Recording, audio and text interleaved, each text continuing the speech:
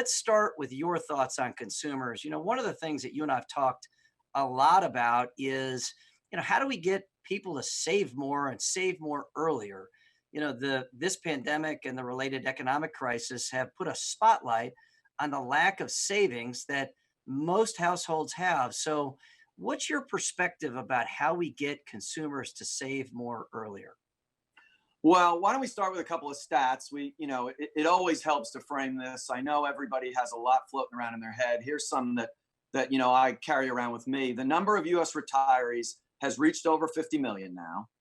These retirees now make up about 16% of the total U.S. population. Almost 70% of Americans over the age of 60 and 85% of Americans age 65 and over are retired. No surprise to your members. The number of retirees is expected to increase to about 72 million by 2030. So having said all that, and getting to your question, only 13% of households younger than age 35 have access to a defined benefit plan. And we all know the number's low. Sometimes you forget just how low it is. Their access to pension benefits is about one fourth, a quarter of what age 60 plus households have. So this is only making your question more difficult for Americans, right? Almost 40% of American households have not saved in a DC plan or in an IRA, and they do not have access to a pension plan. So obviously, we've got to educate them.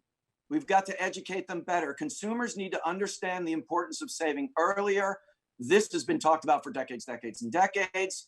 But I think, look, COVID is going to shine a bright light on it. I agree with that. You're already seeing lots of stories about this. And I think a lot of people still don't every day understand the concept of compound interest and the time value of money. And you gotta start early.